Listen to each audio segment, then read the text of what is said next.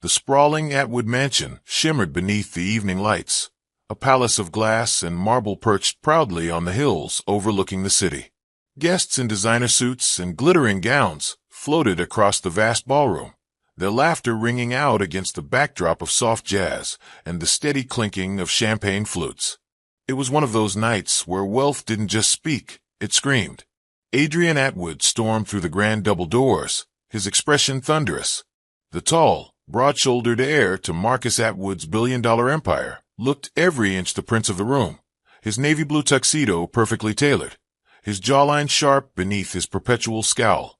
But tonight, the glamour around him couldn't mask the storm raging inside.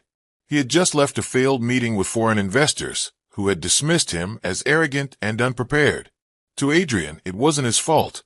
It was theirs for not recognizing his brilliance. His pride had taken a blow, and he needed anyone, to bear the weight of his fury.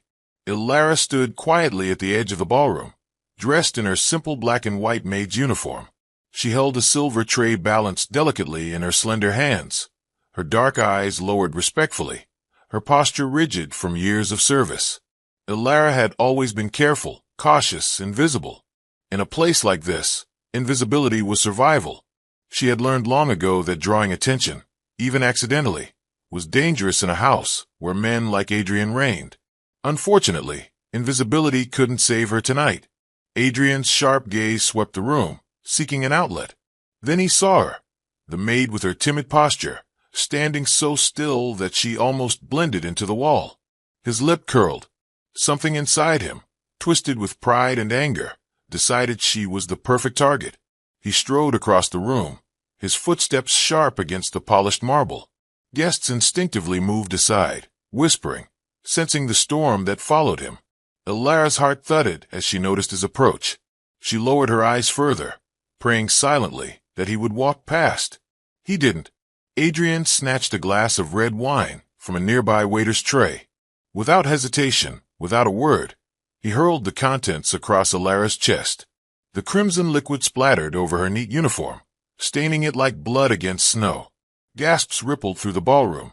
The tray in her hands shook violently, but she refused to let it fall. Her knuckles whitened as she fought for control. Adrian smirked, his voice loud enough for the watching crowd. Pathetic. You can't even stand there without looking like a frightened rat. Maybe next time, try not to hide in the shadows like a beggar waiting for scraps. Laughter, uncomfortable and scattered, trickled from some of the guests who didn't know whether to please the heir with amusement or remain silent. Ilara felt the heat of humiliation burn her face, but she stayed rooted to the spot, her gaze still downcast. She had endured insults before, but never in front of a ballroom full of strangers, never with such cruelty. Her silence only seemed to fuel his cruelty further. What? Adrian sneered, tilting his head as he stepped closer, towering over her. No answer. Not even an apology for standing there like an ornament while the rest of us actually live. His voice cut deeper with each word, dripping disdain. Ilara's lips parted slightly, as though she wanted to speak, but nothing came out. She wasn't afraid of Adrian himself. She was afraid of what her words might cost her. This mansion wasn't just her workplace. It was her lifeline. Without this job, her younger brother's school fees, her mother's medicine, everything would collapse. She couldn't afford to speak. Her silence only made him angrier. Adrian reached forward, and with one swift motion, knocked the tray from her trembling hands. It clattered against the marble, the sound echoing across the ballroom like a gunshot. Glasses shattered, wine spilled across the floor, the air filled with the sharp sting of broken crystal. Ilara flinched but stood tall, her hands pressed tightly against her sides, her eyes shimmering with unshed tears. "Look at her," Adrian jeered, his voice dripping contempt. "Can't even hold a tray properly. And this is who we keep in our home. Father should fire you and bring someone who knows their place." The guests exchanged uneasy glances. Some pitied the maid, others looked away, too cowardly to intervene. In the gilded world of the wealthy, cruelty from the powerful was often ignored, even entertained. But one man was not entertained. From the shadows of the balcony above, Chairman Marcus Atwood watched silently, his expression carved in stone. He had seen every moment, his son's tantrum, his humiliation of the innocent maid, the cowardice of the guests. His chest rose and fell slowly, but his eyes, sharp, commanding, glittered with something rare fury. Meanwhile, Alara bent slowly to pick up the shards of broken glass. Her hand shook, and though the tiny shards cut into her fingers, she didn't make a sound. She gathered the pieces carefully, as if to shield the guests from injury, despite the fact that none of them had lifted a finger to shield her from shame. Blood mixed with spilled wine as a crimson drop rolled down her wrist. Adrian noticed, but didn't care. To him, she was nothing, just a maid. "Get out of my sight," he hissed, waving her away like trash, "before you embarrass this family any further." Alara bowed her head, whispering softly, "Yes, sir." Her voice cracked, barely audible, but those near enough heard the pain beneath her words. She turned swiftly, clutching a broken tray to her chest, and disappeared through the side door. The room fell silent for a heartbeat before the music resumed, forced and awkward, as though nothing had happened. The wealthy guests, eager to preserve their night of indulgence, let the incident fade into whispers behind champagne glasses. But Marcus Atwood did not forget. He rose slowly from his hidden vantage point, his jaw clenched tight. The great Marcus, a man who had built an empire from dust, had raised his son in privilege. But privilege without humility was poison. And tonight, Adrian had crossed a line. Later that night, as the party wound down and the guests departed with empty laughter and full stomachs, Adrian lounged on a velvet armchair in the study, sipping bourbon. He looked pleased with himself, his arrogance restored. He didn't notice the heavy footsteps approaching until his father's shadow fell over him. "Enjoy yourself, did you?" Marcus's deep baritone cut through the silence like a blade. His face was calm, but his eyes burned with controlled fury. Adrian glanced up lazily. It was tolerable. Boring crowd as always. "And if you're here to lecture me about that maid, don't bother.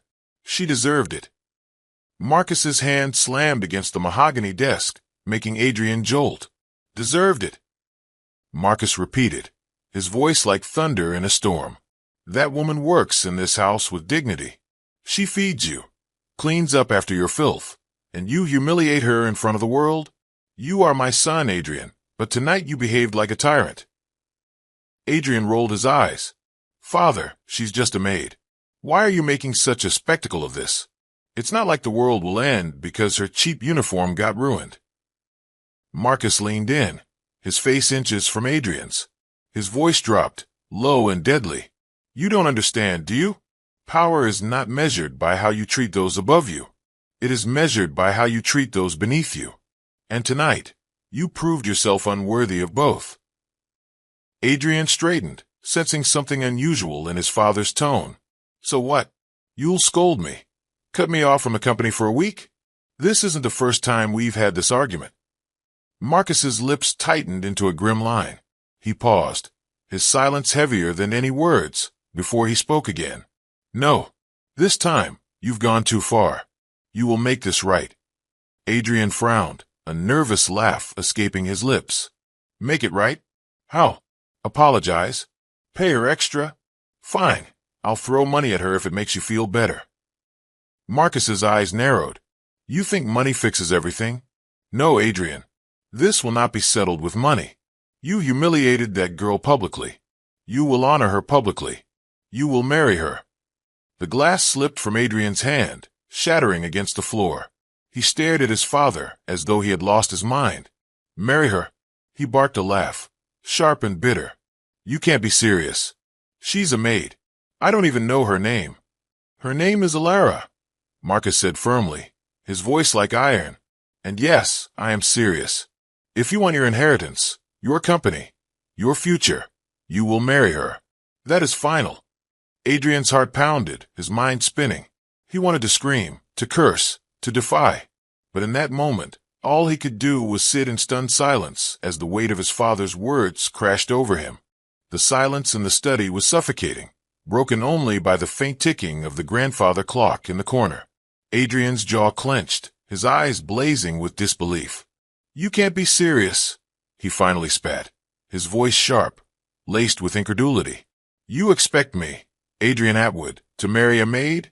Do you realize what that would look like? What people would say? Marcus Atwood stood tall, hands clasped behind his back, his tailored charcoal suit gleaming under the dim chandelier. Unlike his son's defiance, his face bore no trace of hesitation. I don't care what people will say. I care about what you did. You embarrassed this family. You embarrassed me. And most of all, you destroyed the dignity of a woman who has done nothing but serve this household faithfully. And you think I will sit by and let that rot fester? No. You will marry her. Adrian pushed up from the armchair, pacing in agitation. Father, this is insane. Marriage isn't some punishment you dish out because you don't like how I acted. You want me to throw away my life, my freedom, my image for her? She's nothing. Marcus's eyes narrowed, his voice sharp as a whip. She is not nothing. That girl has more dignity in her silence than you have in all your arrogance. She has endured hardships you cannot even imagine, and yet she stands taller than you tonight. You call yourself a man, yet you prey on the powerless like a coward. Do you think that makes you strong? Adrian's hands balled into fists. Don't lecture me about strength, Father. You built this empire by crushing people. Don't act like you suddenly discovered morality because a maid got her uniform stained. Marcus's jaw tightened, but he kept his composure. I built this empire with discipline, with vision, with sacrifice. Yes, I made enemies, but I never degraded those who worked under me. Every man and woman in this house knows where they stand with me. They respect me. You, he gestured at Adrian with disgust, have nothing but fear and contempt trailing behind you. That's not leadership. That's disgrace. Adrian laughed bitterly, running a hand through his perfectly styled hair. So what? You want to turn me into a charity case for your conscience? Marrying her won't change who I am, and it certainly won't make me respect her. Marcus's eyes hardened. You think this is a request? No, Adrian. This is an order. Either you marry her, or you will learn what it means to live without the Atwood name. Adrian froze, his heart thudding painfully in his chest. He turned sharply. What are you saying? Marcus walked to the desk and pulled out a leather-bound folder, tossing it onto the polished surface with a heavy thud. Inside were neatly stacked legal papers. Your inheritance, your shares in Atwood Global, your credit cards, your access to the company jets, the cars, the properties. Everything is tied to me. And unless you comply with my terms, I will strip it all away.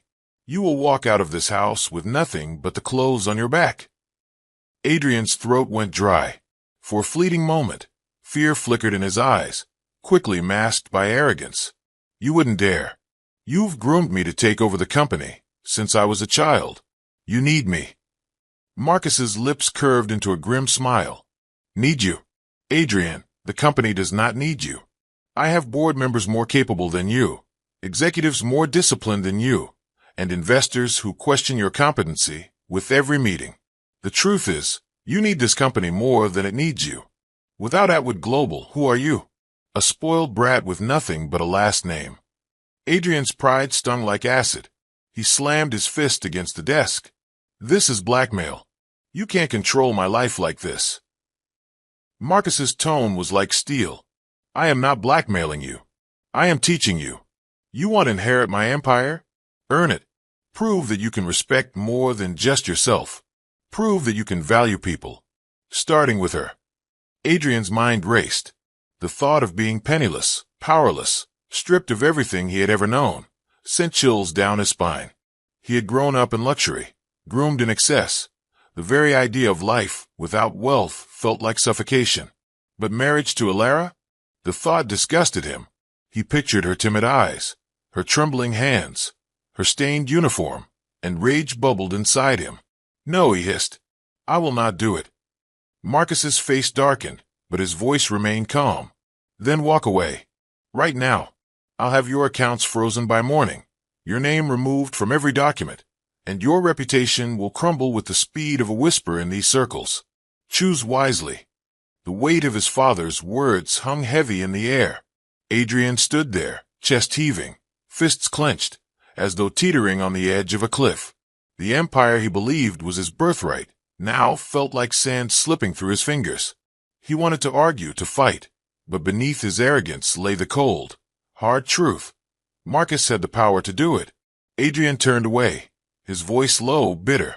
You think forcing me to marry her will make me respect her? No, it will only make me resent her. If you want a sham of a marriage, fine, but don't expect me to play the doting husband. Marcus's eyes glinted with fire. I don't care what you pretend, but you will marry her, and in time, perhaps you'll discover that the world doesn't revolve around Adrian Atwood. Adrian stormed toward the door, fury radiating off him, but before he left, he turned back, his eyes burning with defiance. You're making a mistake, Father. You'll regret this. Marcus's voice echoed in the silence as Adrian disappeared into the hallway. No, Adrian. The only mistake I made was raising a son who forgot what it means to be human. Outside the study, Adrian's footsteps pounded against the marble floors, each echo a drumbeat of rage.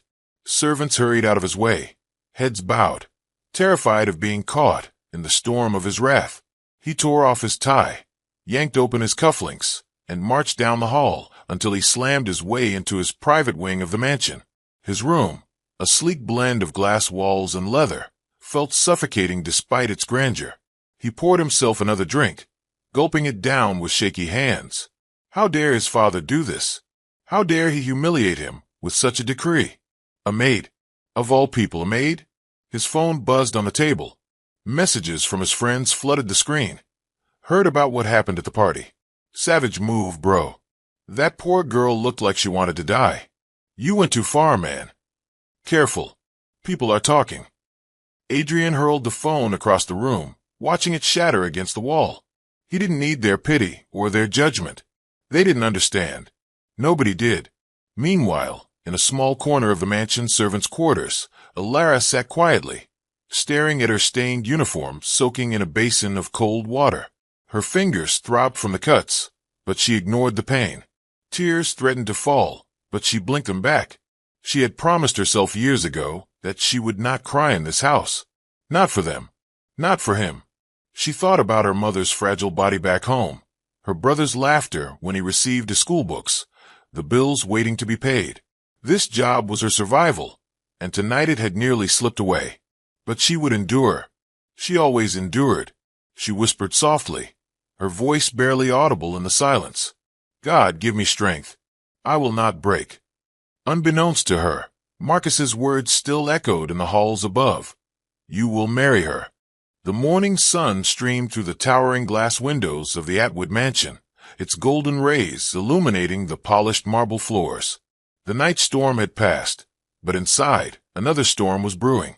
Adrian Atwood descended the grand staircase, his broad shoulders tense, his jaw set in defiance. The staff bowed slightly as he walked past, but their eyes lingered longer than usual. Whispers had already begun circulating about the confrontation between father and son.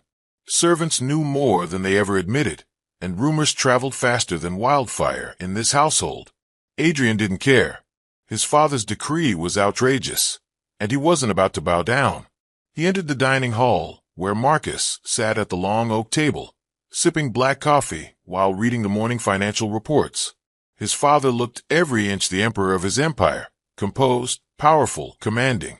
Adrian threw himself into the chair opposite him, his voice laced with fury. This isn't happening. I will not marry her. Marcus lowered the paper, his piercing eyes locking onto his son's. He spoke calmly, but his voice carried the weight of authority that had silenced boardrooms full of men twice Adrian's age. It is happening. Preparations have already begun. The press will be notified by the end of the week. Adrian's fist slammed against the table, rattling the silverware. You can't do this to me. I refuse to be shackled to that girl. She doesn't belong in our world. She's a servant, Father. Do you realize how ridiculous this will look? Marcus didn't flinch. I realize exactly how it will look. It will look like discipline. It will look like respect for those who have been trampled on by people like you. You think yourself untouchable, Adrian, but you're nothing without this family's name. If you want to keep it, you will obey me. Adrian's face flushed with rage, his chest heaving. You'd rather ruin your son's life than admit you're overreacting? That girl means nothing. She doesn't want this marriage any more than I do. She should be grateful I even looked at her. A quiet voice interrupted from the doorway. Grateful? For being humiliated in front of strangers? For being treated like dirt? Both men turned. Ilara stood there, her hands clasped tightly in front of her, her uniform freshly pressed, though her eyes betrayed the fatigue of a sleepless night. She hadn't intended to speak, but the words had slipped out before she could stop herself. Adrian's eyes narrowed dangerously. What are you doing here? Who gave you permission to speak? Ilara's heart pounded, but she lifted her chin slightly. For the first time, she met his gaze without flinching. I don't want this marriage either. You think you're the only one being punished? Imagine what it feels like for me, to be forced into a life I didn't choose, tied to a man who despises me. Do you think I dreamed of marrying you? Her words cut through Adrian's pride like a blade. For a moment, he was speechless. The quiet courage in her tone unsettled him more than her tears ever had. Marcus leaned back in his chair, his expression unreadable, but a flicker of approval crossed his eyes. Well said, he murmured. Adrian's face twisted with fury. Don't act like you're some noble victim. You're nothing but a maid. Without this house, you're no one. Don't you dare stand there and talk to me as if we're equals. Ilara's hands trembled, but her voice remained steady. I never claimed to be your equal, Adrian. But I am human. I have pride. I have dignity. And no amount of money in this world gives you the right to take that from me. Adrian surged to his feet, towering over her. You think you're brave, don't you? You think standing there, with your little speeches, makes you more than you are. But don't forget, you're only here because my father commands it. You mean nothing to me. Ilara's eyes shimmered, but she refused to look away. Then we are in agreement, because you mean nothing to me either. The room fell into a tense silence.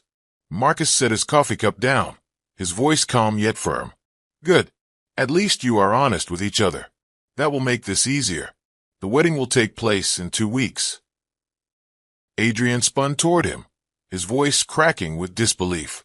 2 weeks? Are you out of your mind? You think you can force this circus on me, and I'll just smile and play along? Marcus's eyes hardened. I don't care if you smile. You will stand at that altar. You will take those vows, and you will honor them. Because if you don't, Adrian, you will be finished. Do not test me. Adrian's mind screamed in rebellion. He stormed out of the dining hall, his footsteps echoing like thunder through the corridors. He needed air, space, anything to escape the walls closing in around him. Outside, he yanked his keys from his pocket and climbed into a sports car, the engine roaring to life. Tires screeched against the gravel as he sped out of the mansion gates, fury driving him faster than reason.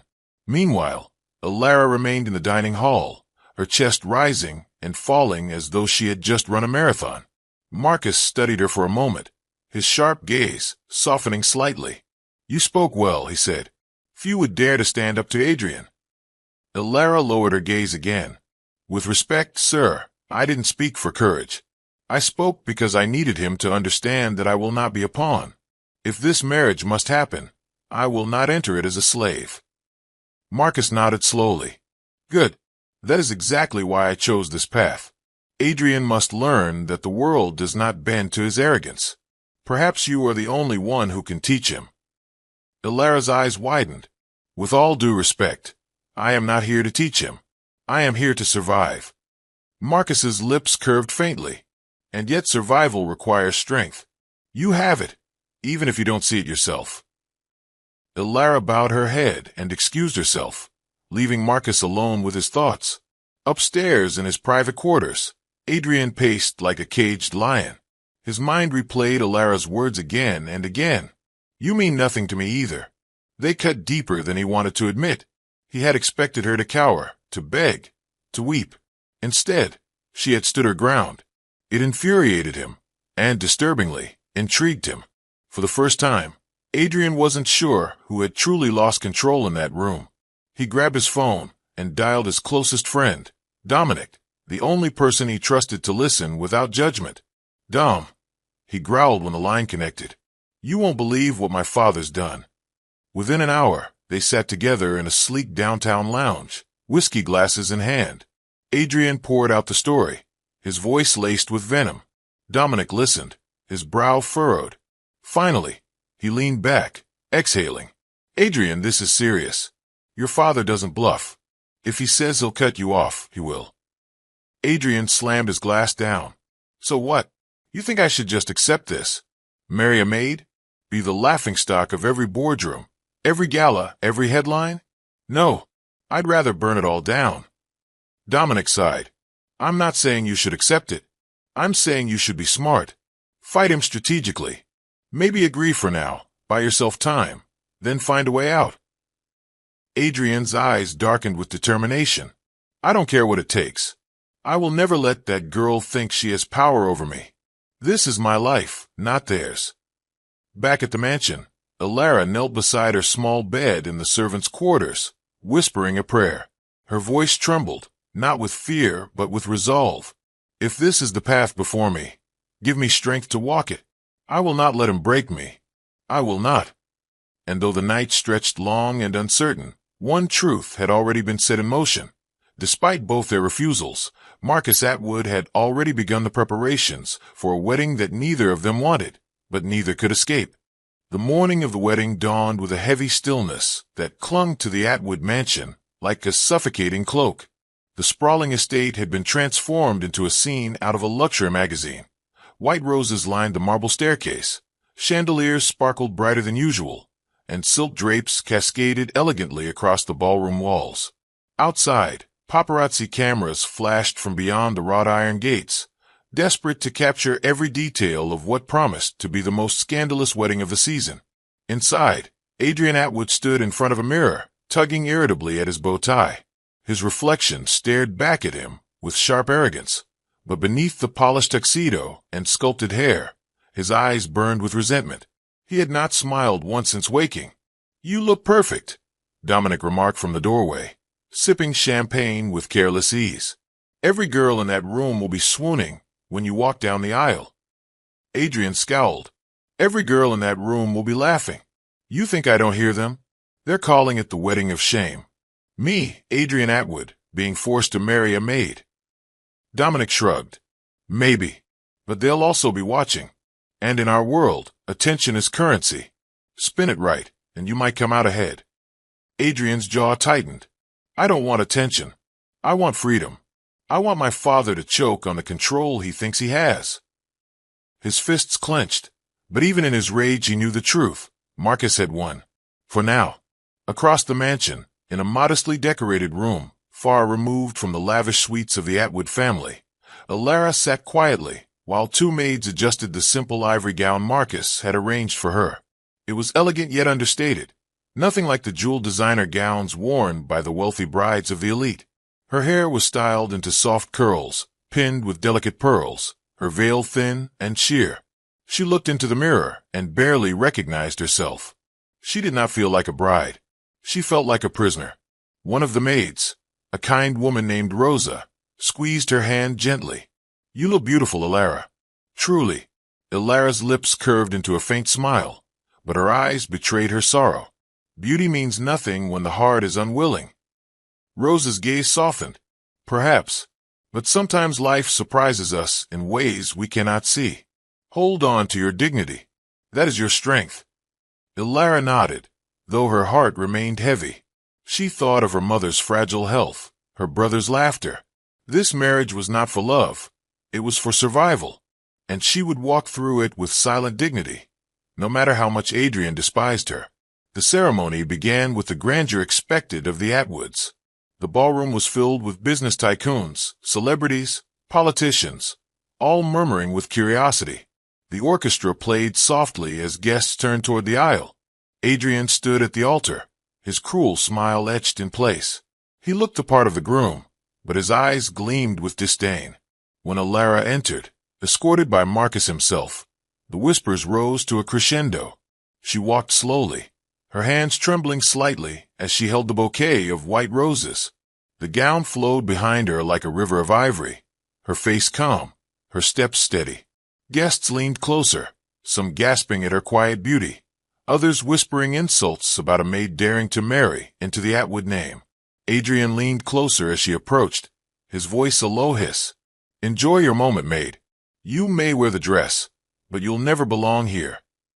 Ilara lifted her chin, her voice steady though her heart thundered. "I don't want to belong here, Adrian. I only want my dignity.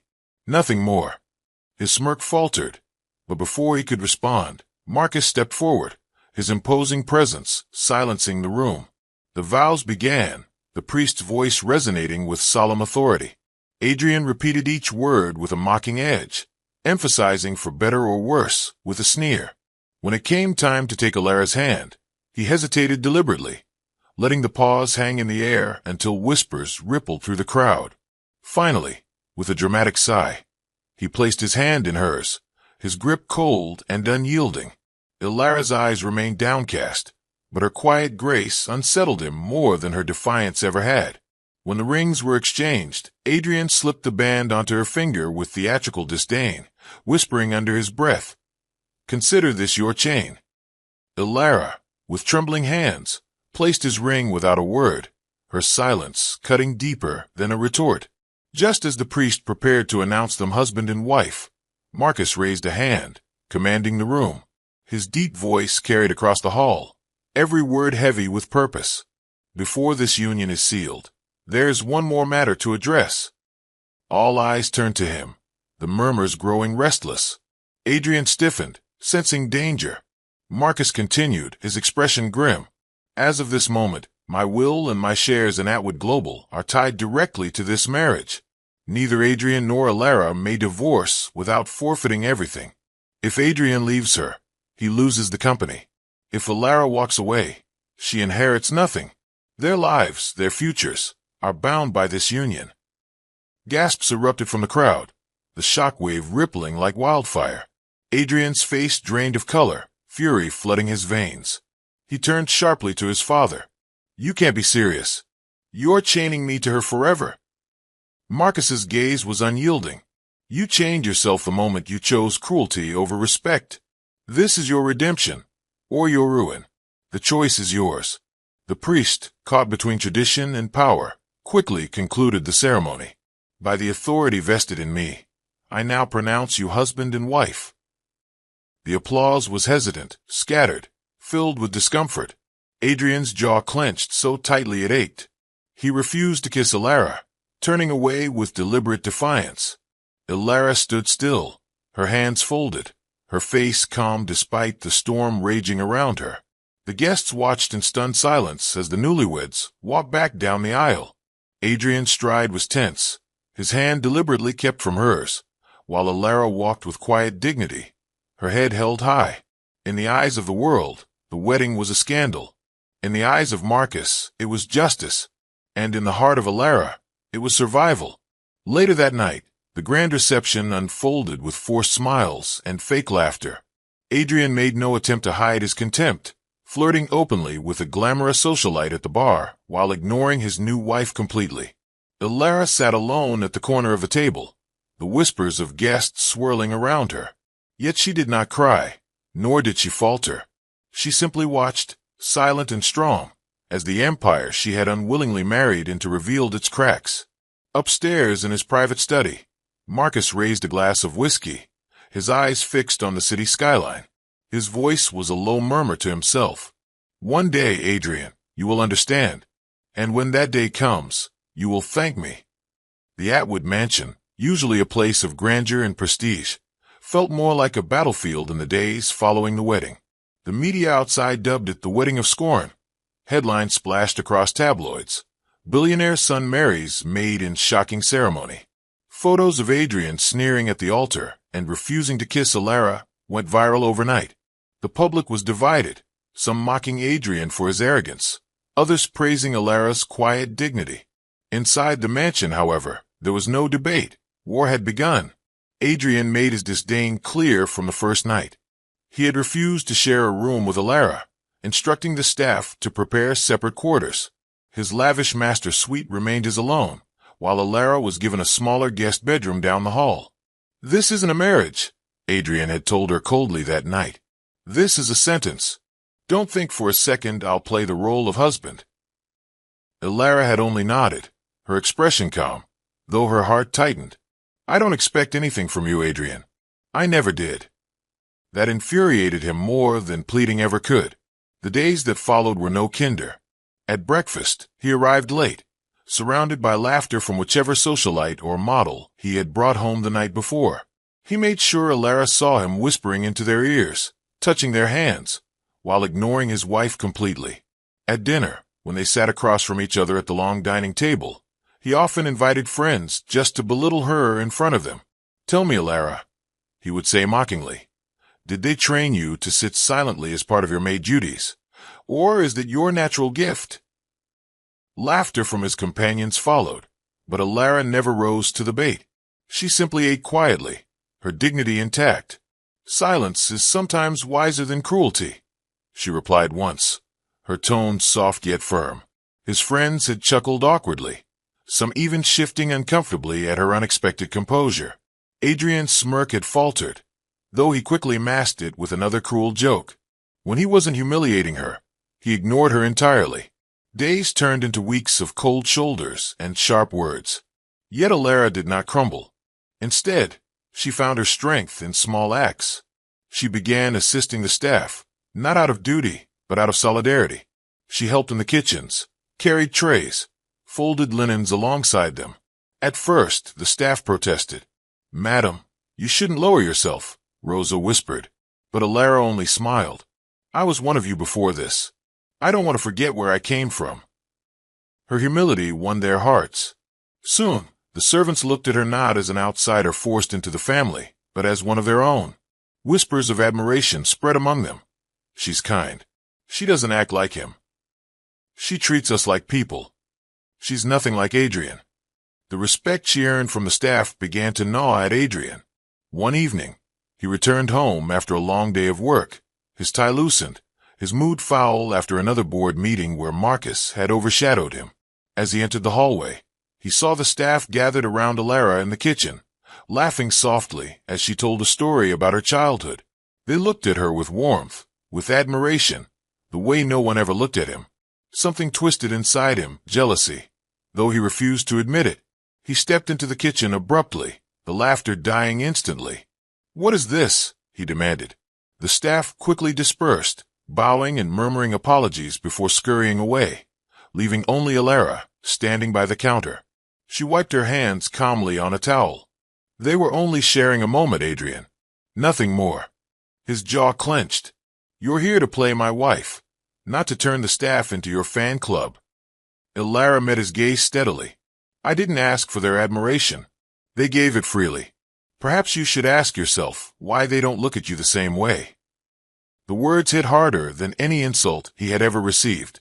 His pride burned, but her calmness made it impossible to lash out as he wanted. He stormed off, slamming the door behind him.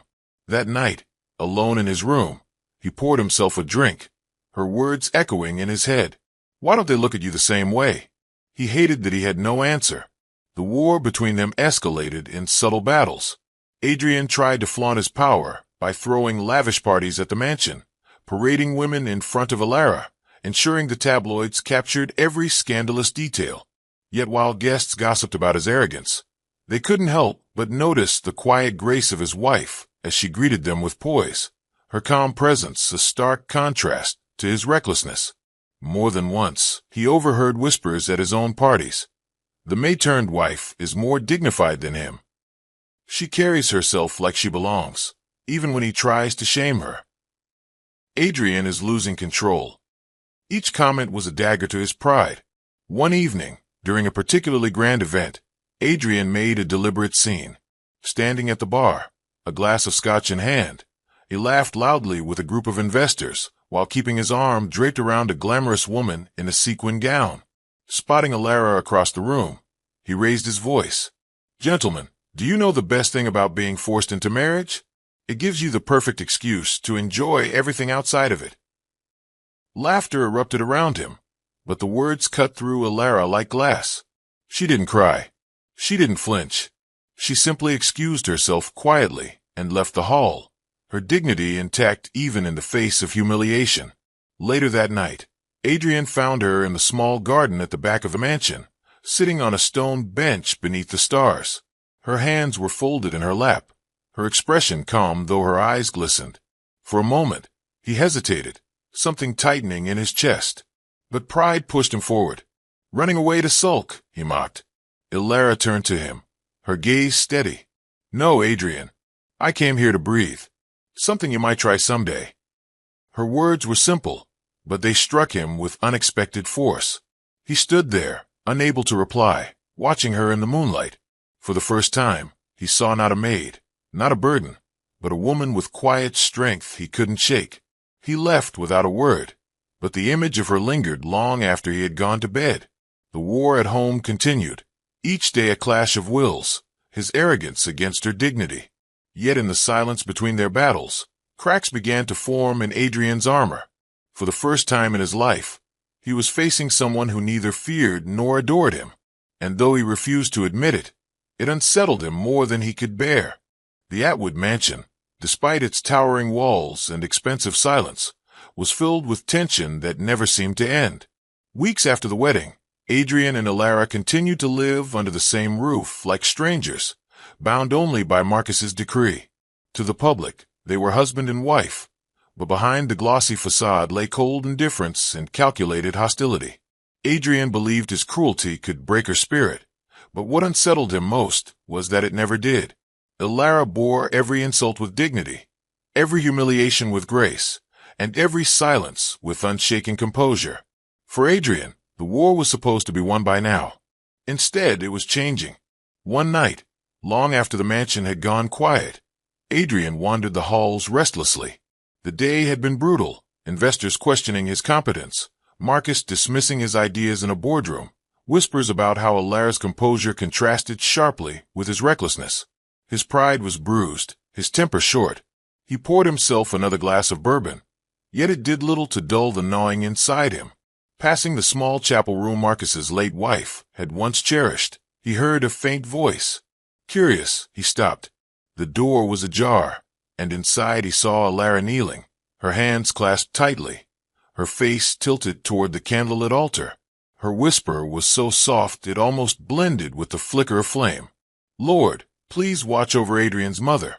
Wherever she is, give her peace, and give him the strength he doesn't know he needs." Adrian froze. For years he had buried his mother's absence under anger. She had left when he was a boy, unable to endure Marcus's empire of discipline and pride. Adrian had always pretended he didn't care, but hearing Ilara pray for the woman who had abandoned him pierced something raw. He lingered silently, his glass forgotten in his hand, watching as tears rolled down Ilara's cheeks. She wiped them quickly, not noticing him at the door. For the first time, Adrian felt something foreign, guilt. The next evening, Marcus hosted a formal dinner for international partners. The ballroom sparkled with crystal chandeliers, long tables adorned with silver cutlery and gleaming glassware.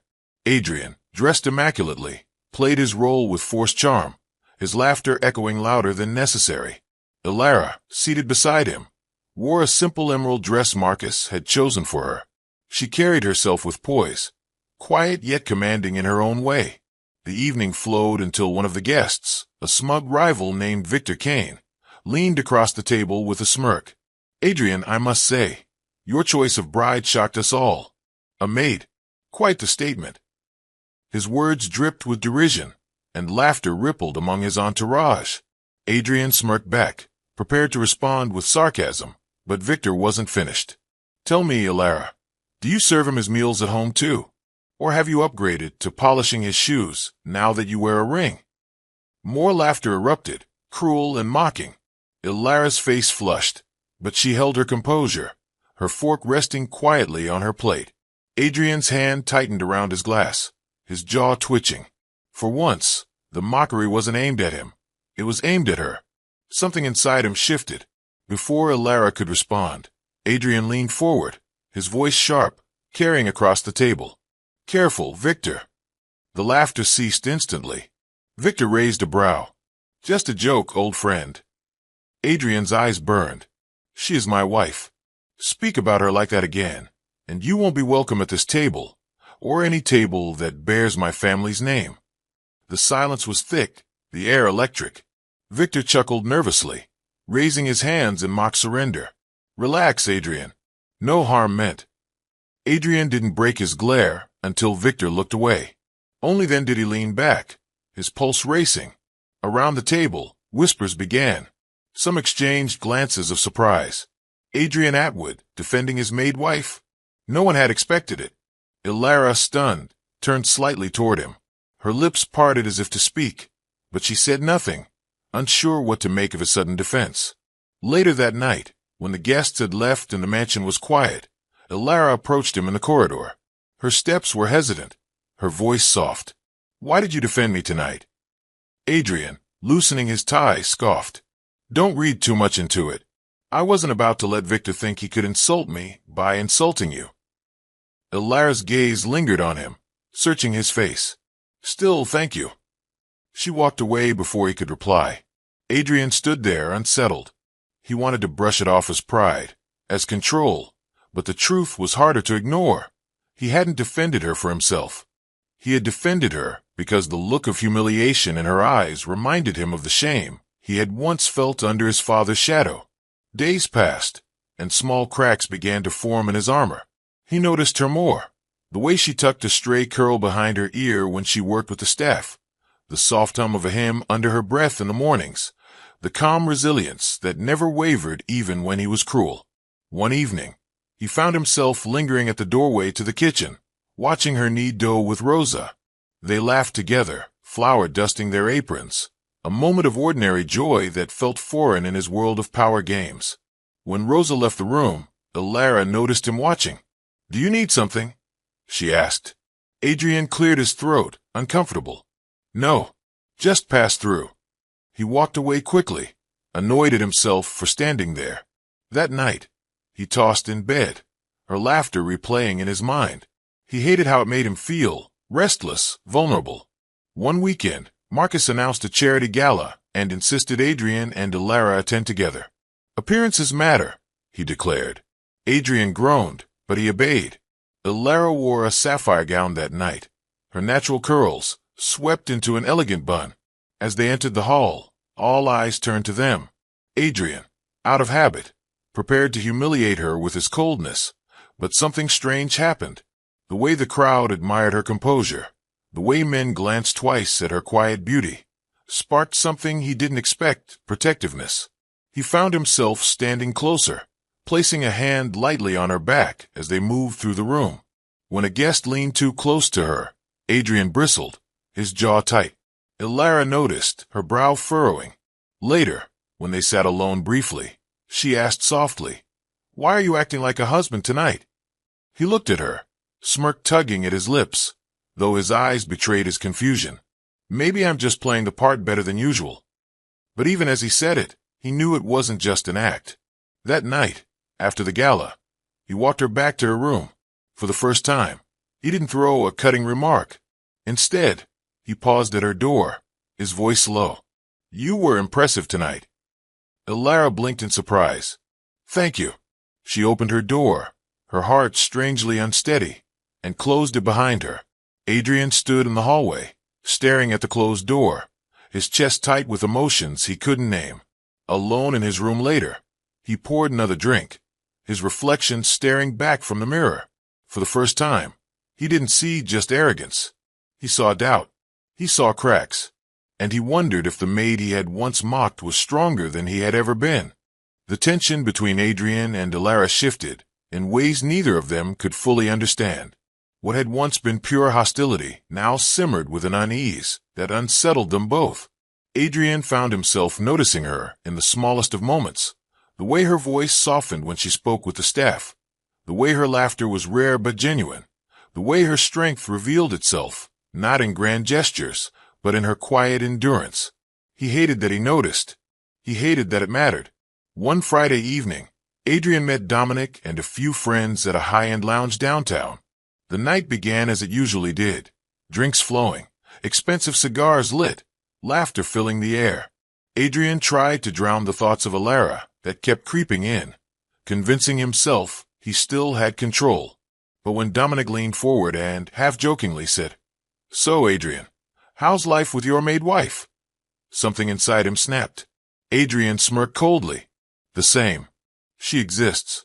That's about it." Laughter followed, but one man at the table, a brash acquaintance named Leonard, chuckled louder than the rest. "You ask me, Adrian. She's too good for you. Pretty little thing like that, wasted on a man who doesn't even appreciate her." The remark struck a nerve. Adrian's eyes narrowed. "Watch your mouth." Leonard only grinned. "Relax. I'm just saying, if you don't want her, maybe someone else will." The table erupted in laughter again, but Adrian wasn't laughing. His fists clenched, heat rising in his chest. Before anyone could react, he stood and swung, his fist connecting with Leonard's jaw. The man crashed backward over his chair, glasses shattering, shouts filling the room. The lounge descended into chaos. Security rushed in, guests scattered, and Dominic grabbed Adrian's arm. "What the hell are you doing?" Adrian shook him off, his eyes blazing. "Nobody talks about her like that." His words shocked even himself. Later that night, blood still on his knuckles, Adrian stumbled into the mansion, his face hardened, but his mind restless. Elara, who had been in the servants' quarters, helping Rosa mend uniforms, heard the commotion and rushed into the hallway. Her eyes widened when she saw him. "Adrian, what happened?" He tried to wave her off. "Nothing. Stay out of it." But she noticed his split lip, the bruise forming along his jaw. Without hesitation, she reached for his arm. "Sit down. Let me see." He resisted. "I said it's nothing." She looked at him with quiet firmness. "You're hurt. Sit." Her tone carried no fear, only steady resolve. For reasons he couldn't explain, he obeyed. She guided him to a chair in the study, fetched a small first aid kit, and began tending to his wounds. Her touch was gentle but sure, her fingers brushing against his skin without hesitation. Adrian studied her silently, his chest tightening in unfamiliar ways. "Why do you care?" he muttered. Elara dabbed at his cut lip carefully. "Because you're human, and humans bleed. That's enough reason." He laughed bitterly, though the sound lacked conviction. "You don't have to pretend. You hate me." Elara's hand stilled for a moment. Then she resumed her work. "I don't hate you, Adrian. I pity you. You've built walls so high around yourself that you think cruelty makes you strong. But cruelty is weakness." Her words cut deeper than any wound. For the first time, Adrian didn't have a sharp retort. He only watched her, her face calm, her eyes focused on healing instead of hurting. When she finished, she packed the kit quietly and stood. "There, try not to get into another fight." She began to walk away, but his voice stopped her. "Elara." She turned slightly, her gaze questioning. His voice was lower than usual, almost hesitant. "Why didn't you take the chance to humiliate me? Everyone else would have." She met his eyes steadily. "Because I'm not everyone else." And with that, she left him in the study, his thoughts spiraling in directions he could no longer control. Days later, an opportunity arose that tested the fragile shift between them. A prestigious university in Europe reached out, offering Elara a full scholarship to pursue studies in hospitality management, a reward quietly arranged by a benefactor who had admired her dignity at the scandalous wedding. The letter was delivered in a crisp envelope, her name written elegantly on the front. She sat on her bed staring at it for hours, her heart torn. It was the chance of a lifetime. Freedom. A way out. When Adrian discovered the letter, fury surged through him. He confronted her in the garden, where she sat quietly with the paper in her hands. "So that's it. You're planning to leave." Elara looked up at him calmly. "If I accept, yes, I would finally be free of this arrangement." His chest tightened painfully. "You can't just walk away. Do you know what that will mean?" Her eyes flashed. "Do you know what it means to stay? Every day I live in this house is a reminder that I am nothing but a punishment to you. Why should I waste my life here when I have a chance to build something of my own?" He stepped closer, his voice sharp but trembling at the edges. "Because," he stopped himself, swallowing the words. Elara's brow furrowed. "Because what?" Silence hung heavy between them. Adrian wanted to scream, to confess the truth rising in his chest, But pride chained his tongue. Instead, he sneered. Because walking away means you're running. And I thought you weren't a coward. Ilara stood, her eyes fierce, her voice steady. Wanting freedom isn't cowardice, Adrian. It's survival. If you truly believed what you said, you wouldn't be afraid of losing me. His composure cracked, his fists tightening at his sides. For the first time in his life, he felt powerless. Not against his father, not against rivals, but against the quiet strength of the woman he had once humiliated. That night, Adrian lay awake staring at the ceiling, Ilara's words echoing in his head. If you weren't afraid, you wouldn't care if I left. But he did care, and the realization shook him to his core. The turning point had come, whether he admitted it or not. The maid he had mocked was no longer just his punishment. She had become the only truth he couldn't ignore. The mansion's silence grew heavier with each passing day after Ilara received her scholarship letter. Though she said nothing more about it, Adrian noticed the way her eyes lingered on the envelope whenever she thought no one was watching.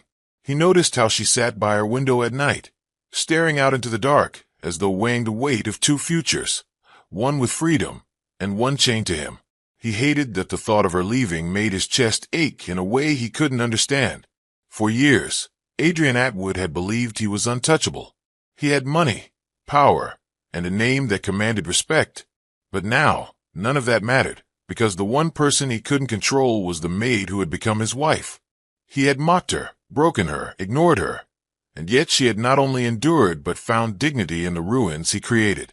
And now, she had the chance to walk away. For good. One evening, he found her in the library, the letter on the table before her. She traced her fingers lightly over the paper, her expression distant. "Are you going to accept it?" he asked, his voice breaking the silence. Ilara turned, startled, then steadied herself. "It's my chance.